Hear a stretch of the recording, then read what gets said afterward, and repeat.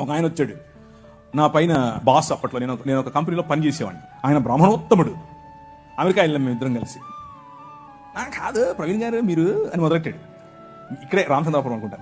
ప్రవీణ్ గారు మీరు ఏంటనే మీరు అని 1-2 సార్లు నన్ను కొంచెం గెలికాడు. నేను అంటే నేను చాలా చాలా స్నేహంగా ఉంటాను ఆయనతో.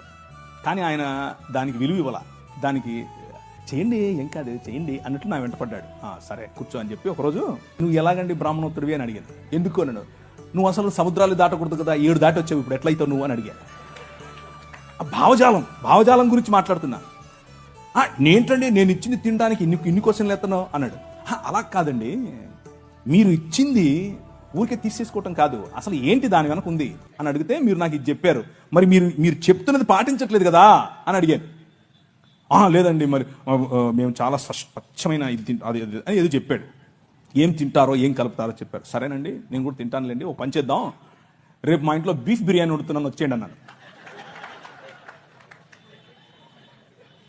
ఏంటండి అలా అంటారు మీరు అన్నాడు. అంటే భోజనం అండి బాబు, మేము తినే భోజనం భలే ఉంటుంది, మొక్క తగిలితే సూపరు అన్నాను.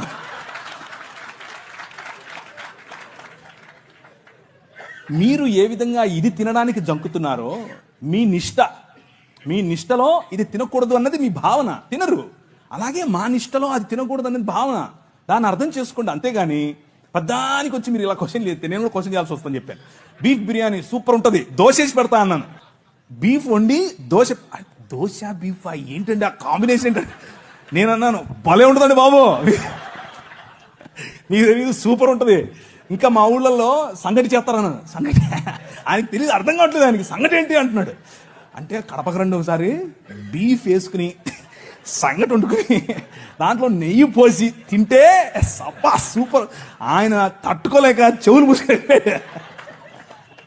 టచ్లోనే ఉన్నాడు, ఇంకా ఫ్రెండే కానీ అర్థం చేసుకున్నాడు. ఆయన నన్ను పెస్టర్ చేయటం, నన్ను ఒత్తటం, నన్ను కావాలని ఒత్తేది నేను ఒత్తితే ఎలా ఉంటుందో అర్థం చేసుకుని ఆపేసాడు.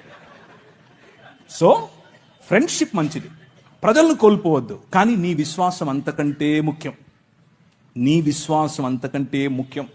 నువ్వు రోడ్డు మీద నిలబడి సువార్త చెప్పటం ఎంత ముఖ్యమో, నీ ఫ్రెండ్ దగ్గర నిలబడుకొని నేను క్రీస్తును మాత్రమే అనుసరిస్తాను అని చెప్పడం అంతే ముఖ్యం. నువ్వు ఆడిచ్చిందల్లా తీసుకొని తింటే నువ్వు అది చెప్పడం లేదని అర్థం, నీ సాక్ష్యం లేదని అర్థం. సో ఒకరిని గెలవటం కోసం అబద్ధం చెప్పక్కర్లేదు, సత్యం చెబుతూనే గెలవచ్చు.